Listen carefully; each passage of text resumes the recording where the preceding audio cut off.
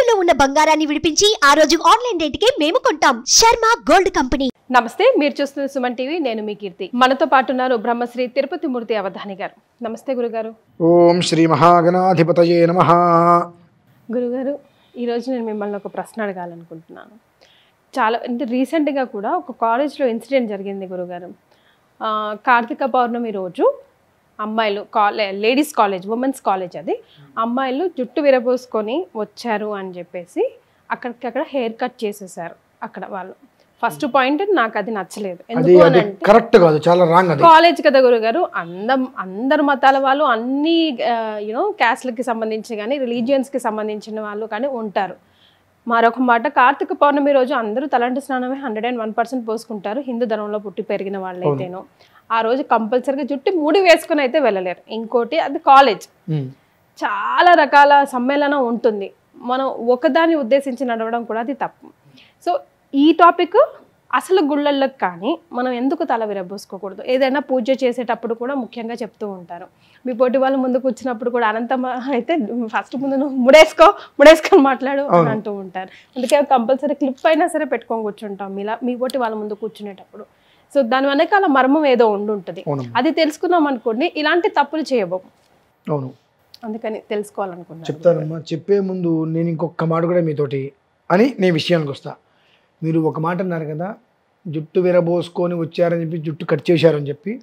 First of all అది చాలా అంటే చాలా తప్పు, చేయరాని పని. అది అది యాక్సెప్ట్. అట్లీస్ట్ స్కూల్ కాలేజెస్లో షుడ్ నాట్ డూ. రెండు ఇంకొక మాట, అది స్కూలు కాలేజీ కావచ్చు కాక తాళంటి పోసుకున్న తర్వాత ముడి వేసుకొని వెళ్ళలేరు కదండి అక్కడికి అన్నారు. అసలు వెళ్ళమని ఎవరు చెప్పారు? ఫస్ట్ ఆఫ్ ఆల్ అంటే వేరేని కదండి, నేను ఎవరిని కించపరచట్లేదు, ఎవరిని గొప్పగా మాట్లాడట్లేదు. కొన్నిట్లకి కొన్ని కోడ్ ఉంటుంది, డ్రెస్ కోడ్. ఆ డ్రెస్ కోడ్ లేకపోతే అక్కడికి రానిస్తారా? రానివ్వరు. దేవాలయాలకి జీన్స్ ప్యాంటు టీషర్ట్ వేసుకొని రావద్దు అనగానే కోపాలు వస్తున్నాయి. చీర కట్టుకొని రండో, లేదంటే పంచావత్తరం కట్టుకొని రండి, పంచా చక్కా వేసుకుని రండి, లేదంటే పంజాబీ డ్రెస్సు లాంటివి వేసుకుని రండి, జీన్స్ ప్యాంటు వేసుకొని రావద్దు అంటే కోపాలు వస్తున్నాయి. అదే ఒక పబ్బు వాళ్ళు ఒక డ్రెస్ కోడ్ ఇస్తాడు, అది వేసుకొని వెళ్తున్నారు లోపలికి మరే శుభ్రంగా. మరి ఏంటమ్మా అంటే ఇక్కడ వచ్చేటికి దేవాలయానికి ప్యాంట్ షర్ట్ వేసుకుని రావద్దు అంటే మనోభావాలు దెబ్బతింటున్నాయి. పబ్బుకి మాత్రం వాళ్ళ డ్రెస్ కోడే వేసుకుని రావద్దు అంటే మనోభావాలు దెబ్బతినట్లేదమ్మా. అంటే ఇక్కడ కేవలం కూడా వాళ్ళ మనస్సుకి ఇష్టమైంది జరుగుతుంటే హాయిగా ఉంది, వాళ్ళకి ఇష్టం లేని పని చేయవలసి వస్తే అది కష్టంగా ఉంది. వెళ్ళకండి అసలు, మానేయండి ఆలయాలకి. ఇప్పుడు అదే అన్నానమ్మా, వెళ్ళొద్దు. ఇప్పుడు మీరు అన్నారు కట్ చేశారని చెప్పి, కాలేజీలోకి ఎలా వెళ్తారు? ఇప్పుడు కార్తీక పౌర్ణమి రోజు నాడు అందరూ తలంటి పోసుకుంటారు కదా, జుట్టు ఎలా ముడి వేసుకుని వెళ్తారు అంటే, జుట్టు ముడి వేసుకోవడంలో రకాలు ఉన్నాయి. జుట్టు మొత్తం మీకు ఇక్కడ వరకు ముడి వేసుకోకలేదమ్మా, చిగురు. ఇప్పుడు మేముంటే శిఖ ఉంటుంది మాకు వెనకాల, ఆ శిఖ అనేటువంటిది కొంతమందికి ఇక్కడ వరకు ఉంటుంది మొత్తం, కొంతమంది ఇక్కడ వరకు ముడి వేస్తారు, కొంత మొత్తం వదిలేసి చివరిలో ఇంత ముడి వేస్తారు. అక్కడ ప్రధానం ఏంటి? ఆ కేశాలు చివర వదిలిపెట్టకూడదు. ఎందువల్ల వదిలిపెట్టకూడదు? శాస్త్ర ప్రమాణాలు చాలా ఉన్నాయి దానికి. ఆ కేశం అట్లా వదిలిపెట్టి ఉండకూడదు కనుక దాన్ని బంధించాలి.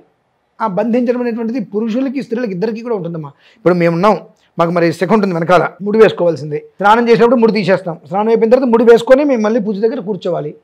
అని నాకు పర్లేదురా నేను వదిలేసి కూర్చుంటా అంటే అంత దోషాలు మనకు ఆపాదిస్తాయి. అంటే కేశాను ఆశ్రిత్య తిష్టంతి, మనం చేసే పాపాలన్నీ కూడా కేశాల దగ్గరే ఉంటాయమ్మా. కేశాలను ఆపాదించి ఆ పాపాలన్నీ కూడా ఉంటుంటాయి. అందుకని కేశాలంకరణ ఎంత అందంగా చేసుకుంటుంటారో వాళ్ళకంత పాపం పెరుగుతూ ఉంటుంది. అంటే మరి పాపాలన్నీ కూడా కేశాలను ఆశ్రయించే ఉంటాయి కాబట్టి దాన్ని ఎంత అందంగా సుందరంగా సౌందర్యంగా చేస్తూ ఉంటామో అన్ని దోషాలు వచ్చి అక్కడికి వచ్చి కూర్చుంటాయి, నిలబడుతూ ఉంటాయి. వాళ్ళకి సరైనటువంటి స్థితి రమ్మంటే ఎందుకు వస్తుంది? అహంకారము, ఆవేశాలు, నాకు తెలుసు, ఇటువంటివే కలి ప్రభావాలు ఆపాదిస్తూ ఉంటాయి. ఇవన్నీ ఒక విషయం అయితే, ఏకవస్త్ర అంటే రజస్వల అంటే ఆడవాళ్ళకి ఇబ్బందికర వాతావరణం ఉంటుంది. ఆ 3 రోజుల్లో మాత్రమే జుట్టు విరబోసుకుని ఉండాలమ్మా. ఉండాలి. విడి రోజులలో జుట్టు విరబోసుకోకూడదు. ఇంకొకటి, ఇంట్లో మనిషి ఎవరైనా చనిపోయినప్పుడే విరబోసుకుంటారు. అంటే అశౌచ గమనంలో మాత్రమే జుట్టు విరబోసుకొని ఉండాలి. అశౌచ గమనం లేదు అన్నప్పుడు జుట్టు విరబోసుకోకూడదు. శాస్త్ర ప్రమాణం. ఏ ఆలయానికి వెళ్ళినప్పటికీ కూడా ఖచ్చితంగా జుట్టు ముడి వేసుకొని మాత్రమే వెళ్ళాలి. ఇందాక ఒక వీడియోలో మీకు చెప్పా జనాలందరికీ కూడా, మీరు నేను చేసేటువంటి లక్ష దీపోత్సవానికి రాకపోయినా నష్టం లేదు, వస్తే మాత్రం జుట్టు ముడి వేసుకోను జడ వేసుకోను రండి, విరబోసుకొని రావద్దు అని కూడా ప్రత్యేకంగా చెప్పా. దానికి మనకు ద్రౌపది నుంచి కొన్ని రకాల ధర్మసూత్రాలు కూడా మనం తీసుకోవచ్చు. గురుగారు అన్ని రకాల దోషాలు అన్నీ కూడా దానికి చెప్పబడి ఉంటాయి, చాలా సంక్లిష్టంగా ఆపాదించబడి ఉంటాయి. ముళ్ళకంప మీద మన వస్త్రం పడింది, ఎలా తీస్తాం దాన్ని?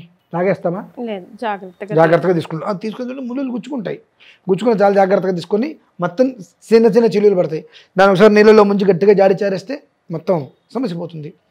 అలానే జుట్టు విరబోసుకొని వెళ్ళటం వలన అశేషకృతమైనటువంటి పంచమహాపాతకాలు ఉత్కృష్ట ఏకవింశతి అంటే 21 మహాపాతకాలన్నీ కూడా మనల్ని ఆకర్షిస్తుంది. అందుకని కొన్ని చోట్ల చూడండి, చాలా ప్రశాంతంగా చక్కగా రెడీ అయి వెళ్తారు, ఉన్నట్టుండి కొప్పుకొలిపోతారు దిష్టి తగిలి. అంటే కేశాలంకరణ అనేటువంటిది కేశానికి ఉండేటువంటి ఏవైతే కనుక ఈ యొక్క మనం అంటే మనం చేసే పాపాలని కూడా దాన్ని ఆపాదించి ఉంటుంది కాబట్టి ఆ పాపం విపరీతంగా ఆకర్షిస్తూ ఉంటుంది. ఆ ఎంత ఆకర్షిస్తుందో అంత వీళ్ళ మనిషి మెంటల్గా అప్సెట్ అయిపోతూ ఉంటారు. కొంతమంది నుదుటన కాస్త పెద్ద బొట్టు పెట్టుకుంటూ ఉంటారు. ఎందుకు పెట్టుకుంటారు? వాళ్ళు కూడా అంతే, కేశాలు వదిలేసుకున్నప్పటికీ కూడా కాస్త పెద్ద బొట్టు పెట్టుకుంటారు. ఆ పెద్ద బొట్టు పెట్టుకోవటం వలన కనీసం మాత్రం గుడ్డి కన్నా మెల్లవుతామంటారు చూసారండి, ఆ రకంగా ఉంటుందని వాళ్ళ పూర్వీకులు చెప్పి ఉంటారు. కానీ ఎదుటి మనిషికి కాస్త ఒక రకంగా కనిపించాలంటే జుట్టు విరబోసుకోవాలి, అదొక ఫ్యాషన్ అయిపోయింది. జుట్టు ముడేసుకుంటే పూర్వకాలం మనుషులు వీళ్ళు ఇప్పుడు అంటారు. పూర్వకాలం మనుషులు ఏంటి, ఇప్పటికాలం మనుషులు ఏంటి? జుట్టు విరబోసుకుంటే ఎవరికైనా వచ్చేది పాపమే. కాబట్టి ఆ పాపం ఎందుకు మోయడం?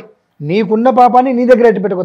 చెడ్డ కోతి వనమంతా చేర్చింది అన్నట్టుగా నీకున్న పాపాన్ని దగ్గర ఎట్టి పెట్టుకో. ఆలయాలకు వచ్చి అందరికీ తగిలిచ్చింది పాపం మరి అనేటువంటిది. రెండు, ఇందాక మీరు ఒక మాట అన్నారు, తలస్నానం చేసిన రోజు మూడేలా వేసుకుంటామని చెప్పి, తలస్నానం చేసిన తర్వాత మూడేసుకుంటారు.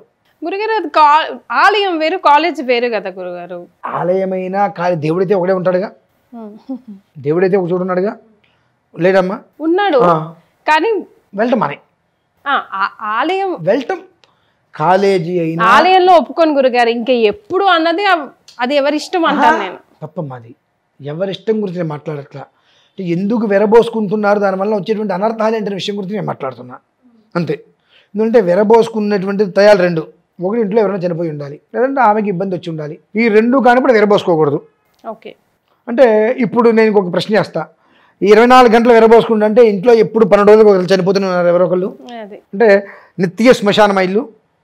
నిత్యం దీపం పెడుతున్నాం కదా, మరి దీపం పెట్టేటప్పుడు ఇండ్లు ఎంత స్వచ్ఛతగా ఉంటుంది, ఎంత సాంప్రదాయంగా ఉంటుంది, అది కూడా మనం తీసుకోవాలి కదమ్మా. నువ్వు రోడ్డు మీదకి వెళ్ళావా, షాపింగ్ మాల్కి వెళ్ళావా, నాకెందుకు? జుట్టు విరబోసుకుంటూ వచ్చేటువంటి ఇబ్బందులు ఏంటి, మనం ఎదగలేకపోవడానికి కారణాలు ఏంటి, ఇన్ని దోషాలు మనకి ఎందుకు ఆపాదిస్తున్నాయి, మన దగ్గరికి ఎందుకు వస్తున్నాయి? కేశాను ఆశ్రిత్య తిష్టంతి. కేశాలు అంటే కదండి, ఆశ్రిత్య అంటే ఆశ్రయించటం, తిష్టంతి అంటే కూర్చోవడం. మనం చేసే పాపాలన్నీ కూడా కేశాలను ఆశ్రయించి కూర్చుంటాయి. అందుకని కొంతమందిని తీసేస్తే ప్రతి 2 నెలలకో, నెల 15 నెలలకు, 3 నెలలకు మా వాళ్ళు ఎప్పుడు గుండు కొట్టించుకుంటూ ఉంటారు. ఎందుకనండి? వాళ్ళకి జుట్టు పెంచుకోవడం చేతకాక, దువ్వుకోవడం చేతకాక, క్రాఫ్ట్ చేయించుకోవడం చేతకాక, ఇక్కడ పోనీటైల్ వేసుకోవడం చేతకాక, అందరికి ఏదో ఒక పూజలు పునస్కారాలు చేస్తున్నప్పుడు అందరి పాపాలు వస్తున్నాయి. ఈ పాపాలన్నీ నా దగ్గర ఉన్నప్పుడు నేను ఇంకొకరికి చేయిస్తే వాళ్ళకి పుణ్యం ఎలా వస్తుంది? కాబట్టి గుండు చేయించేసుకోవడం పూర్తిగా, లేదంటే కనుక పూర్తిగా గుండు చేసుకోవడం, లేదంటే కనుక అసలు కనిపించగా కటింగ్ చేయించేసుకోవడం. ఎందుకు చేస్తున్నారు ఈ పనులు? అంటే వాళ్ళకి అందంగా ఉండాలని ఇష్టం ఉండదా? అందంగా ఉండాలని తెలీదా? ఉంటాయి. కానీ ఏంటంటే మన వృత్తి అంటే మనం ఏం చేస్తున్నాం, ఈ వృత్తిలో మనం చేస్తున్నప్పుడు మన విధానాన్ని అనుసరించి ఇలా ఉన్నప్పుడు ఎంతోమంది ఎన్నో కష్టాలతో మన దగ్గరకు వచ్చినప్పుడు ఆ కష్టాల నుంచి వాళ్ళు బయటపడాలి అని అంటే తీసుకోవాలి. లేదంటే పూర్తిగా నువ్వు శిఖ వేసుకో, గోష్పాదము అంటారు. అంటే ఈ అంచు మాత్రమే తీస్తారు కొంతమంది, 2-3 అంగుళాలు మాత్రమే తీయించేసుకుంటారు. కొంతమంది మొత్తం జుట్టు మొత్తం మూడేసేస్తారు, వదిలిపెట్టరు. ఇప్పుడు అంత జుట్టు పెరిగినప్పుడు మాకు కూడా వదులుకోవాలని ఉంటుందిగా, దానికి ఏదో రకరకాలుగా అవన్నీ పూసి గాల్లోకి వదిలేయాలి మాకు కూడా ఉంటుంది కదండి. కానీ దానివల్ల ఏంటి, ఎన్ని దోషాలు వస్తున్నాయి. ముడి వేసుకోకుండా ఉంటే ప్రకృతిలో ఉండేటువంటి అన్ని రకాల దోషాలు అది స్వీకరిస్తుంది. ఆ స్వీకరించడం వల్ల ఏమవుతుంది, మనకు తెలియకుండా భారం, నెత్తి మీద భారం ఉంటాయి, ఇంతకుమించి ఏం లేదు. ఆ భారం అనేటువంటిది మన మీద ఎక్కువ అవుతుంటుంది. ఈ భారం ఎంత ఎక్కువ అవుతుందంటే మనం ఏం చేసినప్పటికీ కూడా ముందుకెళ్ళలేం. 10 ఏళ్ల పాటు ఉంటాం. మీరు ట్రెడ్మిల్ మీద నడవండి 10 ఏళ్ల పాటు కంటిన్యూగా, ఇంట్లో బయటకు వస్తారా? అంతే ఉంటుంది. అంటే కొన్నిట్లకి శాస్త్ర ప్రమాణం యాక్సెప్ట్ చేయదమ్మా. కానీ మేము చేస్తాం, మేము ఇలానే ఉంటాము అంటే ఇది ఈ మధ్యకాలంలో నాకు తెలిసి ఒక 15-20 సంవత్సరాల ముందు నుంచే జుట్టు విరబోసుకోవటాలు ఇవన్నీ ఫ్యాషన్గా తయారైనాయి. ఇవి మన దగ్గర కాలేదమ్మా.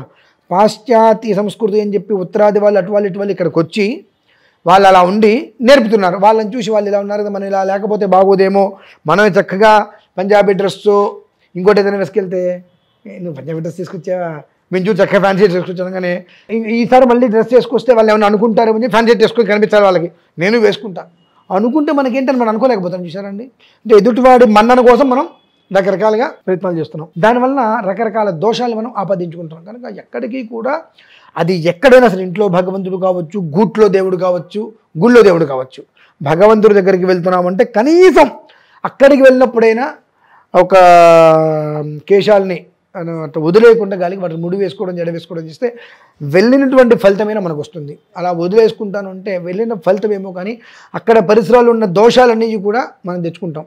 అదే మా పరిస్థితి. కనుక అది అట్లా ఇక ఇంట్లో ఉన్నప్పుడు నేను ఇలా ఉంటా, ఇక దాని గురించి ఏదైనా మాట్లాడితే రకరకాల కామెంట్లు చేస్తారు. నాకు ఆడవాళ్ళ జుట్టు మీదే వచ్చింది, ఆడవాళ్ళ జుట్టు ఈ రకరకాల కామెంట్లు చేస్తారా. ఇప్పుడు నేను అనుకుంటా, అయ్యో బుద్ధిహీనుడా, నీకు ఇంత బుద్ధి లేకపోయింది ఏమిట్రా, మీ పెద్దవాళ్ళు నీకు చెప్పలేదా, లేదంటే మీ పెద్దవాళ్ళు నీకు చెప్పలేదు కాబట్టి నీకు ఇంత ఆలోచనలు వచ్చినాయిరా, నా మనసులో నేను అనుకొని సంతోషపడతా కాసేపు. ఫోన్లో నన్ను తిట్టివాడు కూడా సంతోషపడ్డాడు కదా, అందుకు మించి ఏం చేస్తాం మనం. అంటే చెబితే వినం, స్వతహాగా మాకు తెలియదు.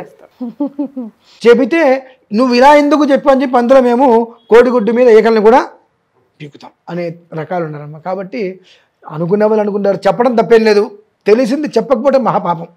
కాబట్టి ఇలా ఉండొద్దని చెప్తాం. మేము ఉంటాం, మీ ఇష్టం అది. గురుగారు ఇన్ఫర్మేషన్ ఇచ్చారు, మీకేం కావాలో మీరు డిసైడ్ చేసుకోండి. ధన్యవాదాలు గురుగారు.